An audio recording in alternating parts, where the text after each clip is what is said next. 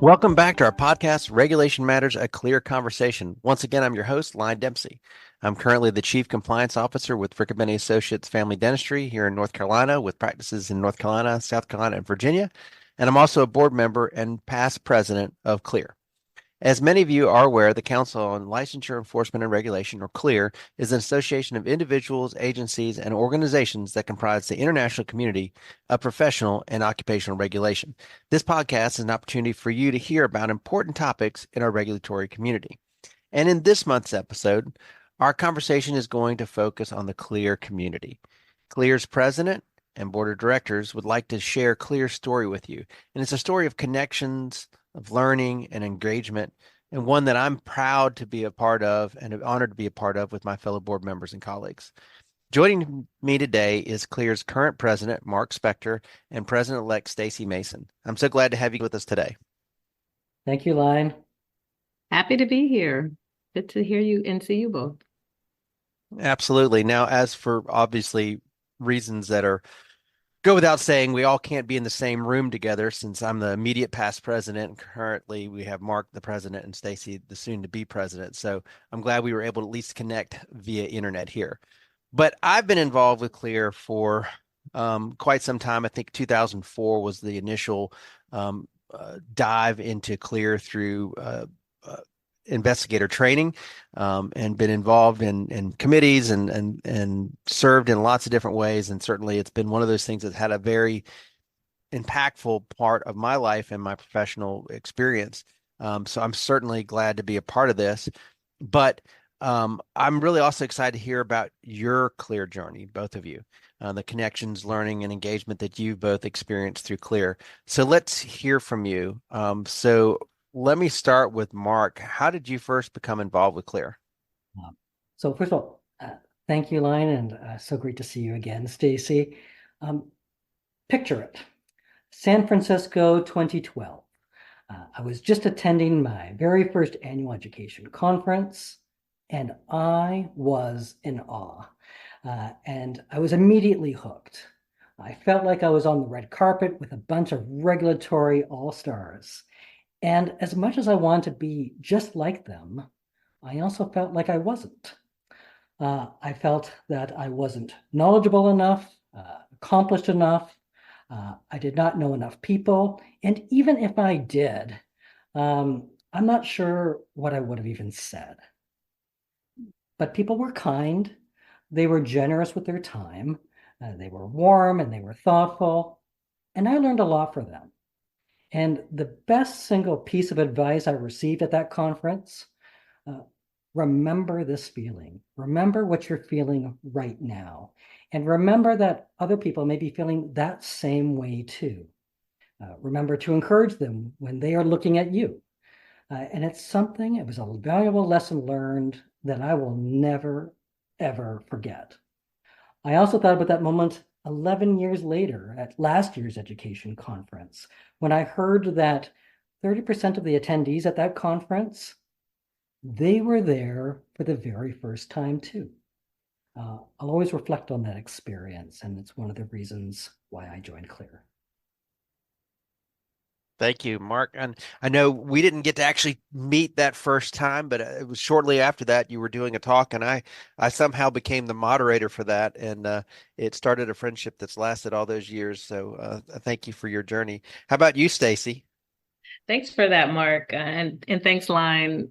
It seems like I've known both of you since I started with CLEAR, although Marc, the way you made it sound, you weren't here when I got here. So I started coming to CLEAR conferences, I want to say 2008, 2009, at really the pushing or the encouragement from my then supervisor, who thought that it would be great for me to understand more about the work that I was doing from a more national lens and of course international, that we could bring back to, at the time I was working for the District of Columbia. And I was also taken aback by the number of people who were so willing to share their time and their energy and their knowledge with me. I was younger then and very green, not understanding how the association world really was about networking. And that's how you got the information. We all have websites, we all have public facing information that we put out, but it was really the conversations in more intimate settings that you learned how regulation worked. And that was my first taste. And I thought, wow, this is great. I really could get to know people behind the regulator hat and how that would, one, catapult my career, but also how we could bring back best practices from around the world to better support our constituency, the public that we serve, and our practitioners, whether, registrants or licensees, depending on where you are. And even learning the difference in the lingo, I thought that was very important because we tend to be very self-centered in our own worlds, and understanding that the world is big, but yet it is so small.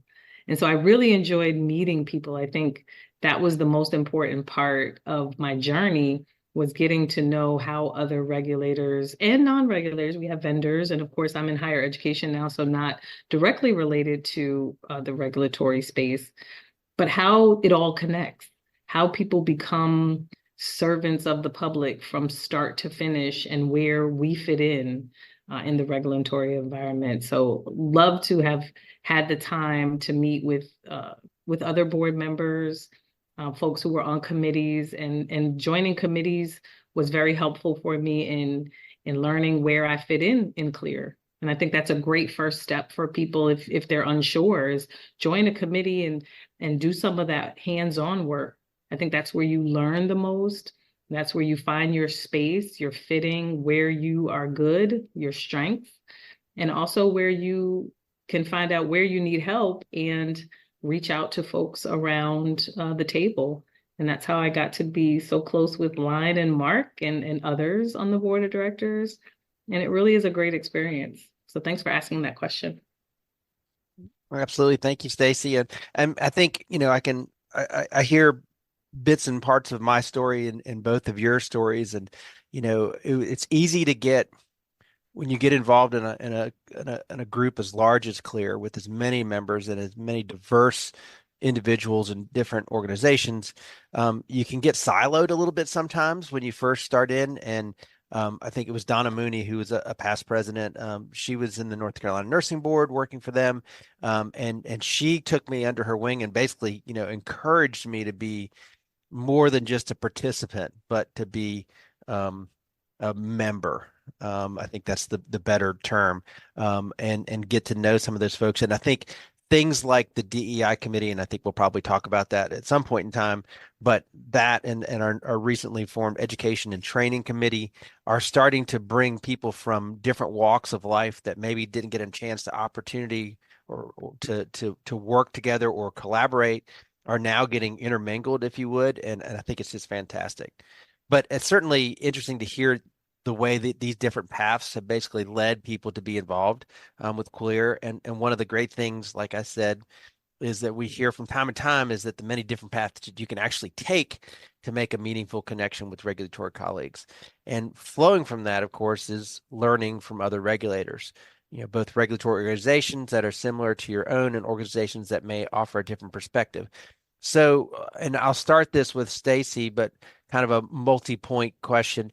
How has your involvement with CLEAR improved your knowledge and understanding of regulatory issues? And can you maybe reflect on some key things and maybe even some specific examples of things that you've learned through your connections through CLEAR? Thanks for that question, Line. As I said before, working on CLEAR committees was probably my first indoctrination into what CLEAR really does and how I can be a part of that. I think my first few years, in the famous words of Charlie Morrison, I lurked on many committees. I didn't know what I could contribute as a young regulator, or a new regulator, I should say. And that was the best place to start. There were many people on those committees who had wealth of experience, whether it was time or expertise, they would provide that very willingly. And it was an opportunity to really focus on what my strengths were, where I could contribute them.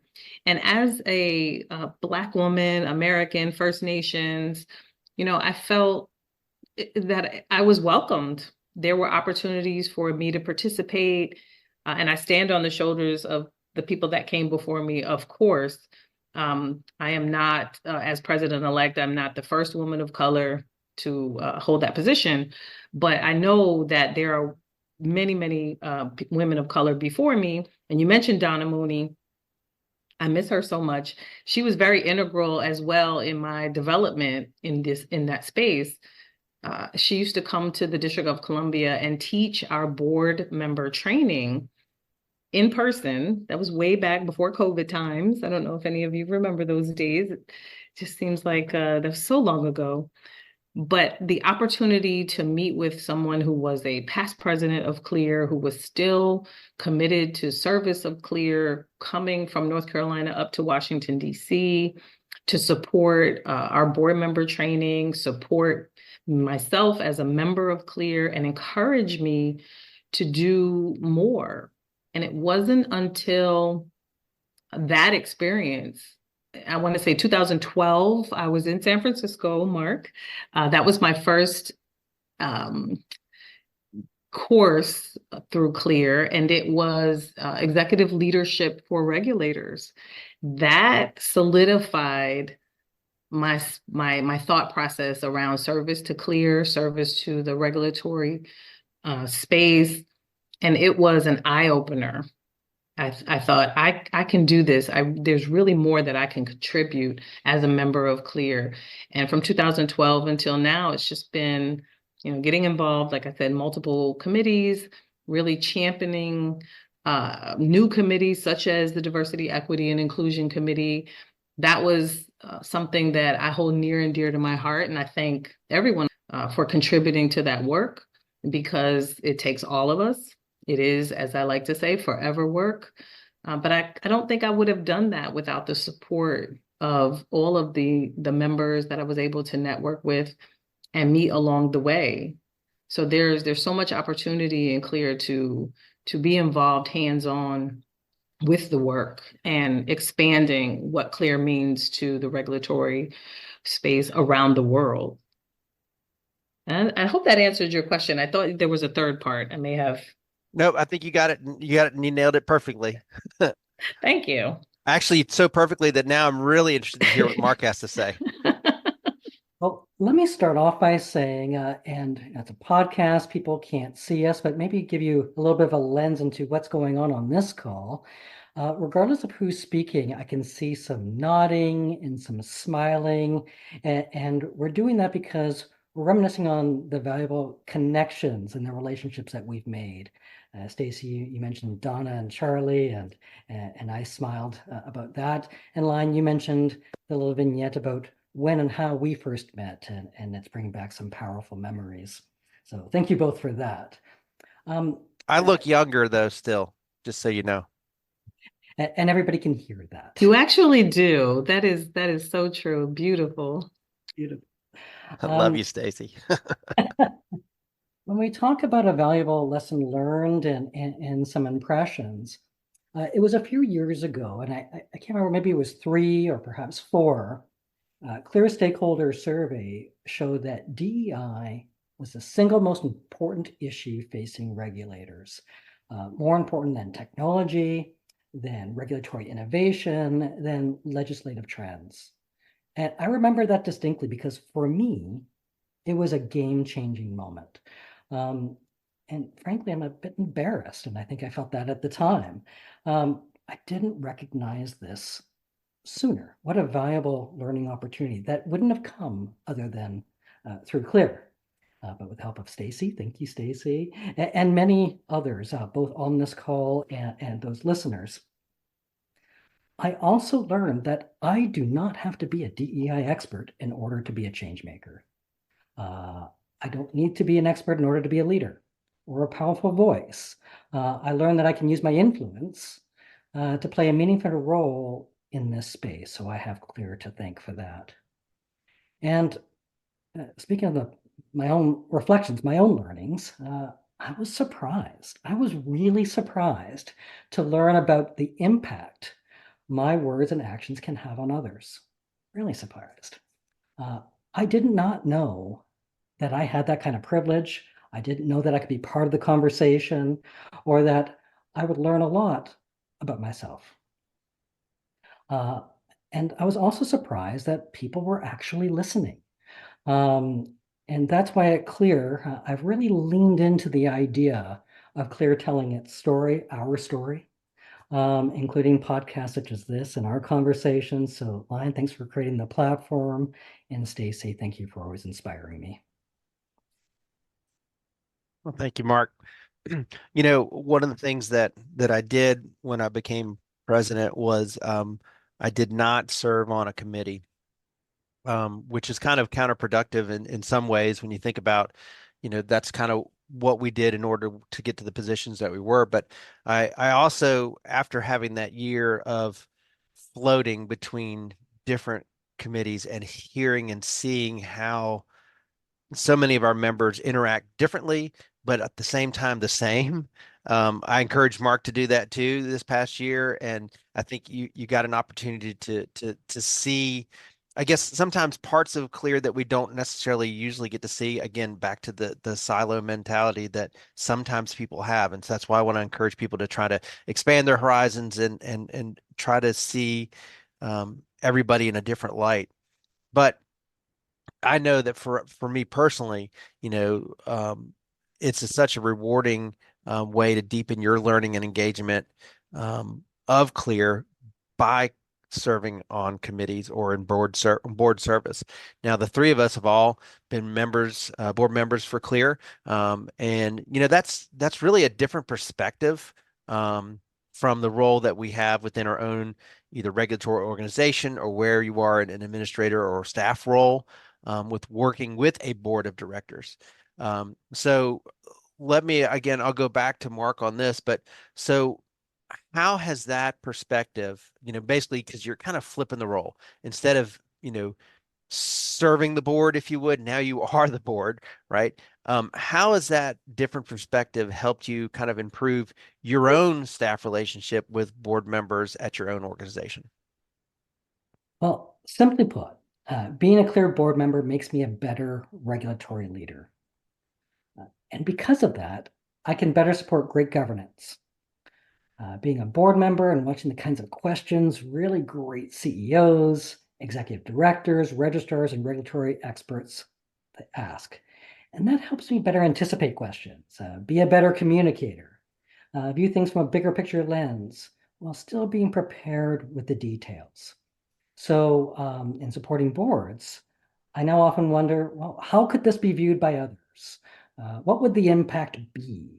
Or have we considered everything? Those are questions you'll often hear around the Clearboard table. And I also have a better understanding about how high functioning boards work and what a really dynamic board meeting can actually look like. I was just describing to somebody this morning that to an outsider, it may sound like conflict or like fighting, but it's none of that. It's passionate dialogue in a respectful space, and there's an energy around the room and kind of an inspiring moment. So with all that, I also now have a greater, I'll call it a compassion for board members who make it look really, really easy. And again, after all these years and now as Clear's president, honestly, I'm still in awe of what they do. Thank you, Marc. And Staci? Yeah, thanks for that question, Line. You know, being on Clear's board has provided me with a much broader perspective on governance strategy and the overall functioning of the organization. I mean, this perspective has been invaluable in improving my relationships with board members when I was at a regulatory organization. But in general, it's really helped me as I communicate with any stakeholder. Even in my current role, as Marc said, communication is so important, and I think we've learned how to communicate better. But as it pertains to board specifics, Serving on CLEAR's board gave me insight into, like I said, effective board governance. I learned about the importance of clear roles and responsibilities, effective communication, as we said, and strategic decision-making processes. I mean, the understanding of that in itself was, you could not learn that anywhere else but by doing. And I think that helped me when I came back to my own board to navigate interactions with board members more effectively and ensuring that everyone was aligned and working toward common goals, because it's difficult to get everybody on the same page, but when you understand what you are doing as a board member, you start giving people a little bit more grace. And as it pertains to the strategic thinking, when you are working with a board, you have something you want them to accomplish. And all you want them to do is get it done.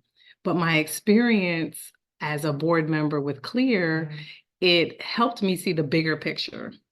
And so now I can better articulate our own organization's mission, vision, goals, and things like that. But also, I was able to help board members foster a shared sense of purpose and direction, even though they may have come in with their own ideas and their own agenda. But it was helpful to know that, yeah, they're people. And sometimes they just need a little bit of direction. I think the most important thing that I would say was helpful for me in my role as a board administrator, but also currently in my role as a program administrator, is building relationships. So being on the CLEAR board allowed me to network with other leaders from around the world, from very diverse backgrounds. These relationships have been so instrumental in sharing best practices, learning from others' experiences, and building partnerships. So I was able to leverage these connections to enhance collaboration. And I was able to bring that back to my own workplace, my own organization, and that way able to tap into a broader pool of expertise and resources. We cannot do any of this, leadership at any level by ourselves. So it's important to be able to build relationships.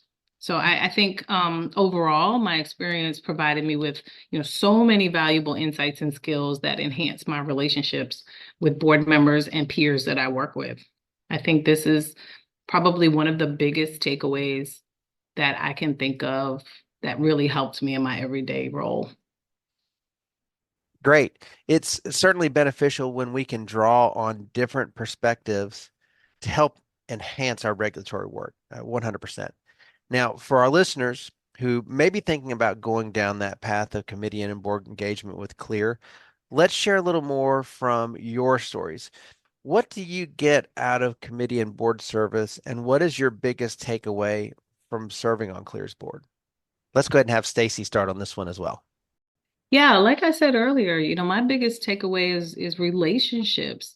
And there are other benefits, certainly, both personally and professionally. I think there are the relationship building and the networking. So serving on the committees and the board allowed me to network with professionals all around the world, whether it was in my specific licensee industry when I was working with a board, or someone who might share the same passion that I have. You can connect with individuals who share your interests and goals, learn from their experiences, and build valuable relationships that might even lead to future collaborations. I mean, I've been able to be on the CLEAR stage with, people from around the country and around the world delivering presentations. And that was because we had a relationship that we built over time on the committees, and people begin to trust you, and everyone has something to offer. So being able to share that with people, they help bring that out of you. I think another important piece is, a sense of purpose. Being a member of CLEAR is not just, paying our dues. It's allowing me to know that my contributions are helping shape the direction of CLEAR, and that I can have an impact on the organization and the membership. That brings me a sense of my own personal pride and satisfaction.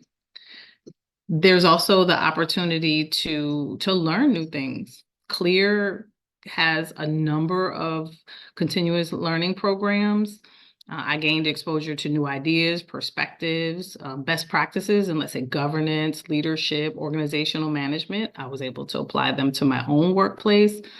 And so I was able to grow in my role back home, if you will, as well as, serving on committees and then eventually serving on Clear board. And now as president-elect, that trajectory is made possible by all of the learning opportunities that I was able to take advantage of. And professional development, I think, is so important these days because, you have to take the time to think about yourself as a professional in order to bring the best self to work to help, your board members or your colleagues really accomplish the mission of your organization. So professional development is also very important. I just think being on a committee, serving on the board, the collaboration and the collective action in achieving common goals is just the highlight. It's taught me the power of bringing together diverse perspectives, expertise, and the resources to address complex challenges and drive meaningful change around the world. Clear is an international organization. I don't know how often people have the opportunity to serve an international audience, but you learn as much as you give. So I think leveraging our collective strengths to create positive impact and advance the mission of Clear has just been so enlightening, but also very fulfilling for me. And I think everyone who is a member of Clear should consider reaching out to a member of a committee if you're not sure what that work involves. And trust me, it is not hard work. It is very rewarding work. The Clear staff by far help out so much. It's not going to be something that is going to bog you down. There are always people to help you. And I can't say enough how much the Clear staff really supports the work of the committees and the board. So you won't be in it alone. You will have an opportunity to receive as much as you give, if not more, and really contribute to the growth of Clear, but also the betterment of public protection. So I would say, come on board if you can. Well, thank you, Marc. This is probably the number one question that I'm asked. For me, the way I describe it, it's like being in the center of CNN. There's a ticker tape of information across the top, and you're getting all this information all the time from around the world. Like, how cool is that? In any given meeting, you're hearing from the latest from Australia, Europe, Canada, New Zealand, and from almost every state in the US. Hi, Wisconsin. Hi, Florida. Hi, everybody. And it's all happening really, really fast. And for all those regulatory nerds out there, and I think I have a few of us, it's absolutely fascinating. And in many cases, you're hearing things for the very first time, sometimes months, even years before you might hear it, those developments closer to home. It really is the pinnacle of regulatory buzz. So I learn about perspective, nuance, courageousness, and especially kindness. So I started off by talking about that first Clear event for me, and that was almost 12 years ago. And the fact is that I still get the dilated pupils and the butterflies and the sense of excitement going on. And I mentioned that because even after all these years, I want to share that experience to encourage anybody out there thinking about joining a Clear committee or joining its board. Really consider it. Or perhaps if you just need a friendly word or encouragement, or they ask you what it's like, reach out to myself, Staci Line. We'd love to have that conversation with you.